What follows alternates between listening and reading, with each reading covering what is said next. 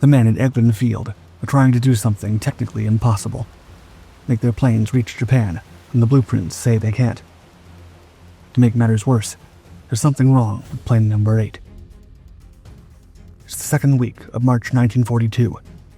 A mechanic is working on a factory-new B-25B Mitchell. The lower gun turret has been ripped out to make room for a fuel cell. The heavy liaison radio is gone. The Norden bomb sight, the most classified piece of aviation hardware in the U.S. arsenal, has been pulled because the men flying this airplane may end up in Japanese hands. In its place sits a bent strip of aluminum that one of the pilots fabricated himself. They call it the Mark Twain. It cost 20 cents. The tail guns are wood, broomsticks painted black to bluff Japanese fighter pilots looking down a B-25-6. Outside, on the runway, white lines are painted across the asphalt at intervals. The shortest is at 300 feet. The longest is at 750. The pilots hold their brakes, ram the throttles forward against the chocks, and try to get their wheels off the ground before they cross the next line. Some are making it, some are not. These men have been told they're volunteering for a task that's extremely hazardous.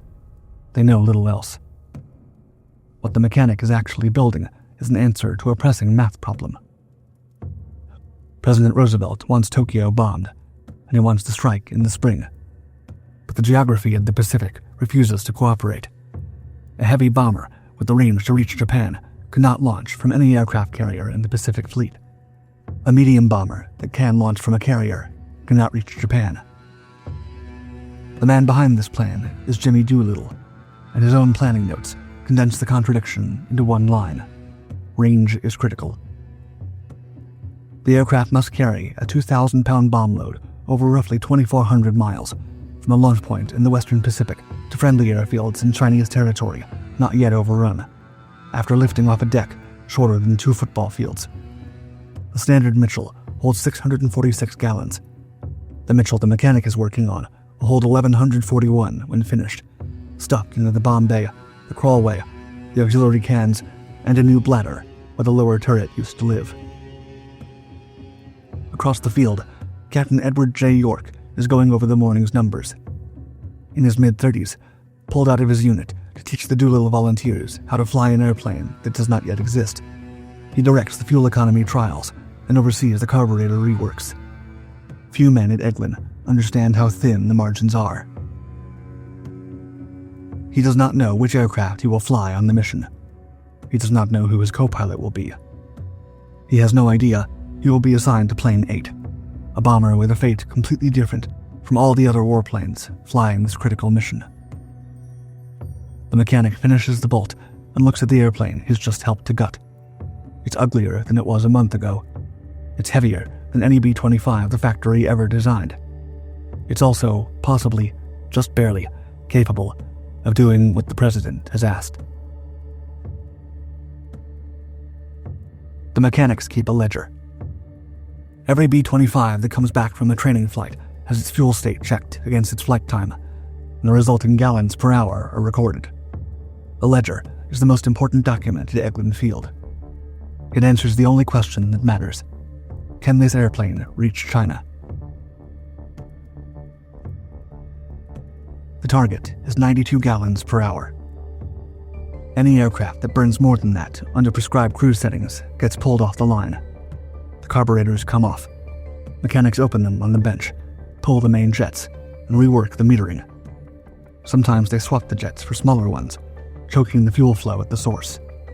Sometimes they shim the float assembly to change when the mixture leans out. Then the carburetors go back on the engines. The airplane flies again, and the ledger gets another entry. They're working on Wright R2600 twin cyclone radials, with 14 cylinders per engine, 2 engines per airplane, trying to convince these engines to do something they were never designed to do. A B-25B at military power burns north of 130 gallons per hour. In a normal cruise, it burns about 100. The Eglin mechanics are trying to get it under 80, and on some of the warplanes, they're succeeding. Plane 8 is one of them. York, called Ski by the other pilots, knows which mechanic is best at the float assemblies. He knows which carburetors have been reworked twice and which ones are still in their factory settings. He's been in the air more than almost any other pilot in the unit, flying long over-water legs across the Gulf of Mexico to test the numbers the ledger keeps producing. The technique he's teaching is dangerous and against anything any flight school has ever taught. Pull the revolutions per minute back to 1650, sometimes lower. Push the manifold pressure up to 30 inches or more. The propeller turns slowly.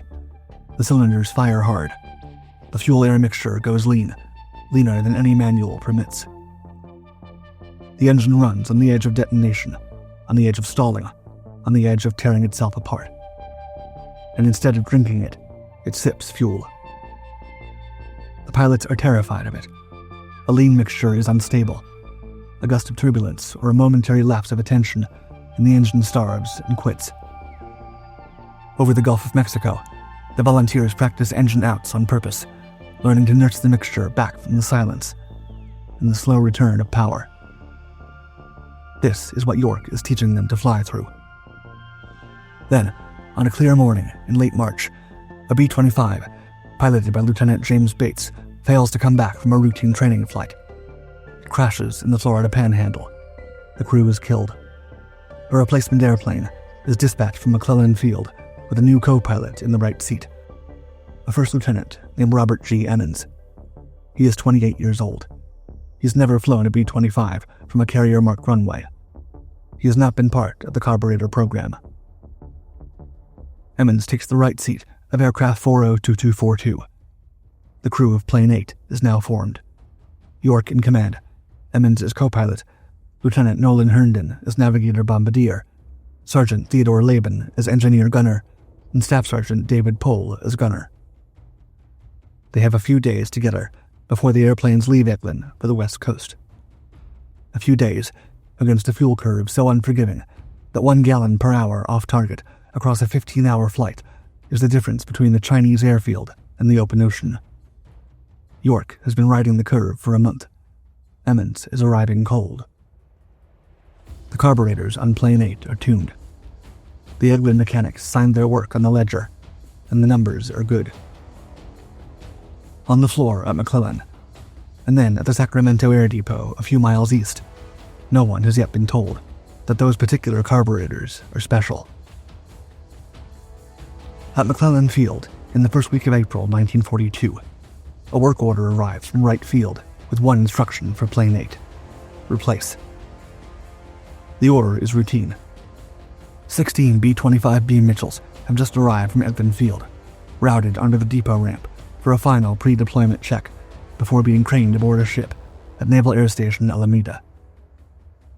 A combat aircraft about to be shipped overseas should not carry experimental or non-standard parts.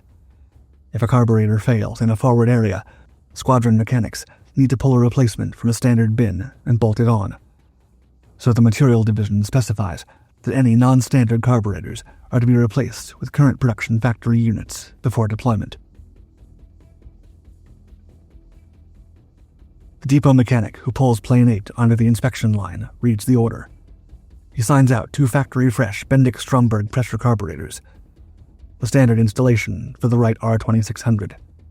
He opens the cowlings and looks at what is already bolted to the fuselage. The carburetors on Plane 8's engines have been on the airplane for less than 3 weeks. Their casings are clean. Their data plates read factory standard. The only things that are non-standard about them are the main jet sizes, the float settings, and the metering shims, none of which are visible without opening the unit on a bench. He pulls them anyway, because that's what the order says: replace. He installs the factory units, torques the fuel lines, and signs the work order. The carburetors he removed go back to the parts crib for general stock. Within a week, they will be on other airplanes, doing perfectly ordinary work. No one will ever know which engines they came off. The mechanic is doing his job correctly. The Material Division order is doing its job correctly. Standardization is the point. Standardization is what allows the United States to field 80,000 aircraft by the end of 1943. It is also, in this single instance, the reason one airplane, is now wearing the wrong engines. A few days later, the 16 B-25s are craned aboard USS Hornet at Alameda. Hornet sails on April 2, 1942. Somewhere in the first days at sea, while the crews are being briefed on what they've actually volunteered for, Sergeant Theodore Laban, the crew's engineer-gunner, notices something during a routine engine check. The serial numbers on the carburetors do not match the numbers in his maintenance log. He checks again. They still do not match. He brings it to York. York reads the data plates and understands, in the span of perhaps 30 seconds, what has happened. The airplane is at sea. The carburetors are not on board.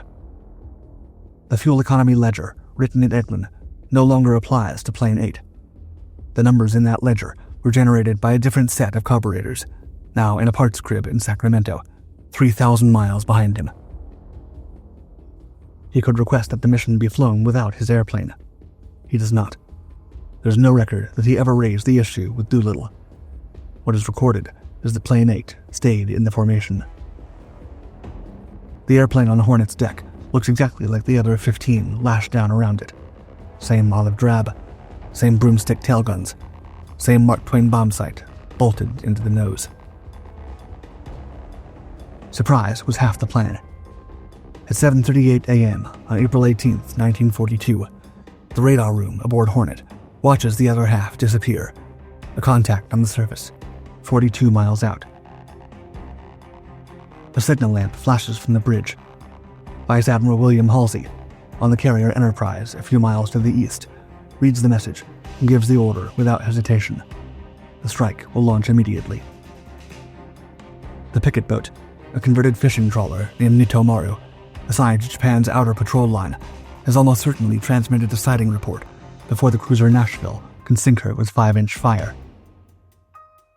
The task force has lost surprise. Every minute it steams west increases the risk of a Japanese airstrike before the bombers can get off the deck. The launch is happening 650 nautical miles from the Japanese coast. The plan had called for 400. Doolittle has been awake most of the night, working the numbers. He climbs onto the deck in flight gear and walks down the line of B-25s, stopping at each cockpit. The briefing he delivers to each crew is clear, quote, "Get the job done and get the heck out of there." The mission is unchanged. Hit the assigned targets. Continue west. Doolittle fears his men will not have enough fuel to reach safe landing zones in China. He tells them the same line he has told them at least 3 times now, quote, "Any one of us could withdraw now, and no one would criticize us for this decision." For the 3rd time, no one takes the offer. China is no longer reachable as planned. The crews are to fly as far west as fuel permits, ditch in the East China Sea if they have to, and try to reach a friendly shore in their rafts. Under no circumstances are they to land in Soviet territory. The United States and the Soviet Union are not at war with Japan together. A bomber landing on Soviet soil will be interned, and the airplane impounded. This is an order. The crews nod. They climb back into their cockpits. 15 of the airplanes are carrying carburetors tuned through 6 weeks of work at Edmund Field. Their pilots have flown long enough on those carburetors to know what the fuel curve will look like at 1650 RPM and 30 inches of manifold pressure. They're about to fly farther than the curve has ever been tested, on a route longer than the curve was designed for, into weather no one had briefed them on. They have a curve. Plane 8 has carburetors that have never flown the technique under load. York has no curve for them. He has a fuel economy plan written for a different airplane, and an aircraft that looks identical to the others lashed down around it. At 8:20 a.m., Doolittle's bomber rolls down the deck. The wind over the bow is gusting to 40 knots.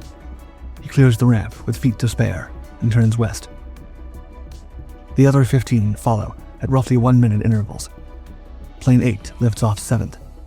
The deck crew watches it climb out, level off, and disappear into the haze on a heading of 270. 4.5 hours after launch, Plane 8 flies west at 200 feet above the Pacific. The altitude is fixed, Stay under the Japanese radar picket line. Stay under the search aircraft. Stay invisible until the last possible moment. The 4 other crews flying the northern approach do the same.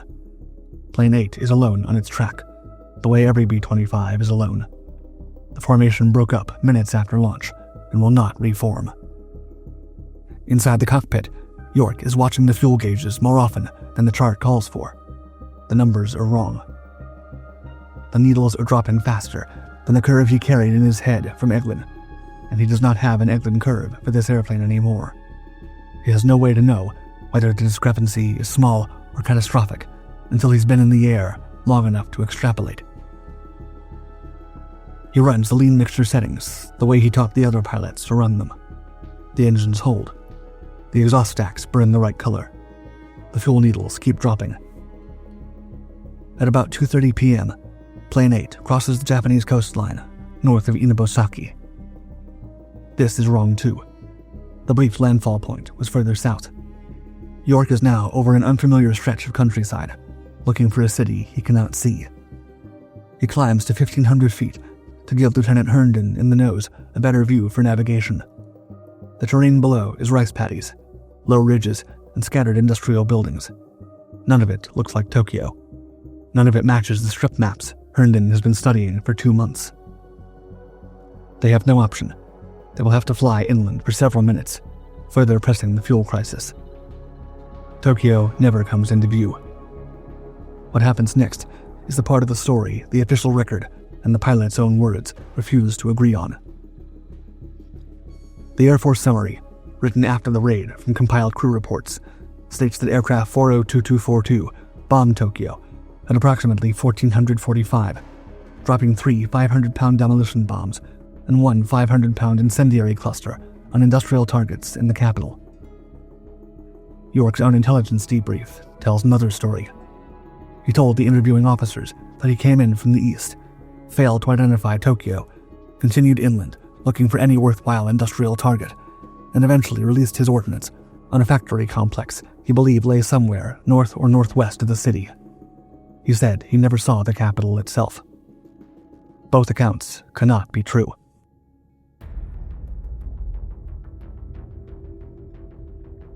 Six weeks of work at Eglin Field taught the pilots exactly how much fuel they would burn. One of them is just finding out he's going through 6 gallons per hour more than expected. He's been in the air for roughly 7.5 hours. He's burned through the auxiliary tanks faster than any flight plan written for any B-25 ever envisioned. The crawlway cell is empty. The bomb bay tank is empty. The turret bladder is empty. He's been forced onto the main wing tanks more than an hour earlier than the curve from Eglin said he would be, and the main tanks are not full. They are the airplane's working supply, the gas meant to carry him through the long cruise leg from start to finish. He's on them, with most of his flight still ahead. Herndon has the chart spread across his knees and the nose. He calls the distances back up to the cockpit. The nearest friendly airfield in unoccupied China is Chuchao, on the coast inland from the East China Sea. The distance to Chuchao from Plane 8's current position is roughly 1,100 miles. At 98 gallons per hour, Plane 8 could not reach Chuchao. The shortfall is too large for a weather margin, a stiff headwind, or a careful descent to close. The airplane will run dry somewhere over the East China Sea, hours short of the Chinese coast, in darkness, in seas that the meteorology officer aboard Hornet described as moderate to rough. Doolittle's instruction was to ditch and try to row ashore. York looks at the numbers and understands that for Plane 8, there will be no shore to row to. The airplane will go down hundreds of miles from any friendly land, in the dark, and the rafts will drift wherever the current takes them. He runs the alternative. The Soviet coast lies almost due north. Vladivostok is approximately 600 miles from his present position. With the fuel remaining, he can reach it on what's left in his tanks, just barely, with a margin only for a clean landing on the first runway he finds. He knows what Doolittle ordered on the deck of USS Hornet. He understands that the United States and the Soviet Union are not co-belligerents against Japan, and that a B-25 landing on Soviet soil will be interned for the duration. He understands that in this moment, he's being asked to choose between obeying an order and keeping his crew alive. He turns to Emmons. He says, by Emmons' later account, almost nothing. He banks the airplane through a slow, deliberate right turn until the compass swings through east and steadies on north. The other 4 men in the airplane do not yet know what he has just done. At roughly 6:30 p.m., with about 30 minutes of fuel remaining in his main tanks, York puts Plane 8 down on the runway at Vozdvizenka Airfield, approximately 25 miles north of Vladivostok. The landing is clean. The airplane rolls out and turns onto a taxiway under its own power. The Soviet ground crew, visibly confused, waves the bomber toward a parking area. York shuts down the engines. The propellers turn over and stop. For perhaps 2 minutes, the only sound is the ticking of hot metal cooling in the Pacific dusk. Then the soldiers arrive. A young Soviet officer climbs onto the wing. He speaks no English. York speaks no Russian. Through gestures and a few words of broken French, the crew communicates that they are American, that they've just bombed Japan, and that they need fuel to continue their mission to China. The officer nods and disappears. He returns with a more senior man. The senior man also speaks no English. He smiles politely. He does not produce fuel. He eventually produces an escort. The crew is driven off the airfield in a truck. They will spend the next 13 months in a series of internment camps deep in Soviet territory, moved progressively westward, until they engineer their own escape across the Iranian border in May 1943. The airplane they left on the taxiway at Vozdvizenka will never fly under American colors again. What the Soviet Union acquires that evening, by accident or by arrangement, is no small thing. 5 trained U.S. Army Air Forces aviators, held by a power that's not yet at war with Japan, at a moment when Japanese intelligence is paying close attention to Soviet treatment of American combatants. The diplomatic value alone is considerable. Stalin needs to demonstrate, very visibly, that the neutrality pact with Tokyo is being honored, and interning an American bomber crew is exactly the kind of demonstration that costs nothing and signals everything. 1 nearly intact B-25B Mitchell, Wright R-2600 twin cyclone radial engines, 14 cylinders apiece, the most advanced air-cooled power plant in American service, the plexiglass and aluminum airframe of a frontline American medium bomber, the complete Bombay plumbing of the long-range fuel system, including the auxiliary tank configurations and crawlway cell modifications developed at Eglin, which no other foreign engineer has yet seen. Soviet aviation engineers will spend most of the next year walking around that airplane. Was the landing in the Soviet Union a consequence of Plane 8 having the wrong carburetors? Or was having the wrong conventional carburetors precisely what the US wanted for a landing in the Soviet Union? The official record is consistent.